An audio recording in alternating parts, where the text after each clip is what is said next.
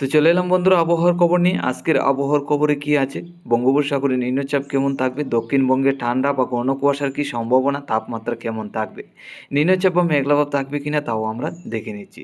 আজ 13 জানুয়ারি সোমবার 2024। দেখুন, প্রথমে দেখে নিচ্ছি আমরা বঙ্গোপসাগরে কি আপডেট আছে।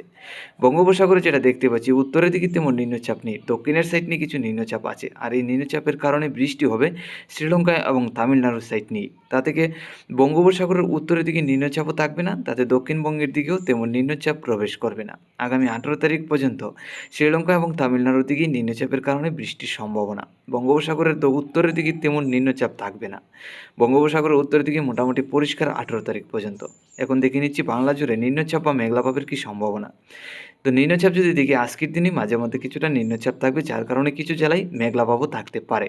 এছাড়া বৃষ্টির কোনো সম্ভাবনা নেই। আগামীকালকের মধ্যে গেলে তেমন নিম্নচাপ থাকবে না। আগামীকাল মোটামুটি পরিষ্কারই, 15 তারিখ থেকেও মোটামুটি পরিষ্কার। এখন দেখে নিচ্ছি মেঘলা আকাশ।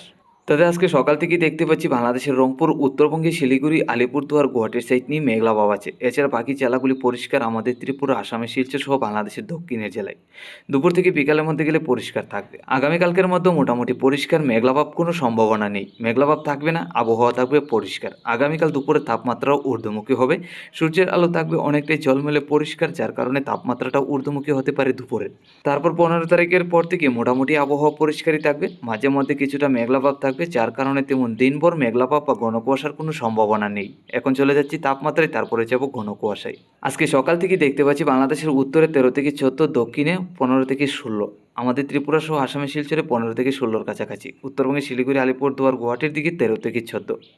দুপুরের মধ্যে গেলে দেখতে পাচ্ছি তাপমাত্রা কিছু ঊর্ধ্বমুখী হবে, 26 থেকে 27 থাকবে বাংলাদেশের দক্ষিণে জেলা আমাদের ত্রিপুরা, আসামের শিলচরে। এছাড়া বাংলাদেশের উত্তরে 24 থেকে 25, উত্তরবঙ্গে 23 থেকে 24-এর কাছাকাছি।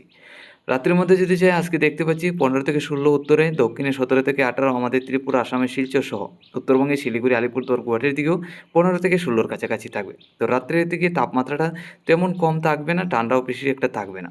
আগামীকাল সকালের মধ্যে 14 থেকে 15, দুপুরের মধ্যে গেলে 27 থেকে 28 আমাদের ত্রিপুরা, বাংলাদেশের দক্ষিণের জেলা, আসামের শিলচর সহ, উত্তরের জেলায় থাকবে 24 থেকে 25। রাত্রির মধ্যে গেলে দেখতে পাচ্ছি 14 থেকে 15, এছাড়া দক্ষিণের জেলায় 16 থেকে 17। তো বন্ধুরা, আমরা যেটা দেখতে পাচ্ছি সকালে দিকে তাপমাত্রাটা কিছু কম থাকবে, ঠান্ডা কিছু অনুভব হবে। দুপুর থেকে রাত্রির মধ্যে তেমন ঠান্ডা বেশি একটা থাকবে না, হালকা পাতলা ঠান্ডা থাকবে। তো আগামী দিনগুলিতে তাপমাত্রার পারদ কমবে কিনা, ঠান্ডা আরও বাড়ছে কিনা তা আমরা দেখে নিচ্ছি।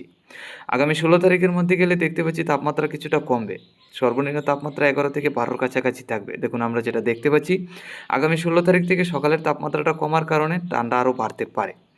এছাড়া 17 তারিখের মধ্যে গেলে দেখতে পাচ্ছি তাপমাত্রাটা কিছু 14 থেকে 15, 16 তারিখে তাপমাত্রা কমলেও 17 তারিখ, 18 তারিখ থেকে আবারও ঊর্ধ্বমুখী হতে পারে। তো আজকে সকাল থেকে তেমন ঘন কুয়াশা ছিল না, আগামীকাল সকালের মধ্যে গেলেও তেমন ঘন কুয়াশা দেখতে পাচ্ছি না। আসামের শিলচর এবং চট্টগ্রামের সাইড নিয়ে কিছু কুয়াশা থাকবে হালকা পাতলা, এছাড়া বাকি জেলাগুলি পরিষ্কার আমাদের ত্রিপুরা সহ।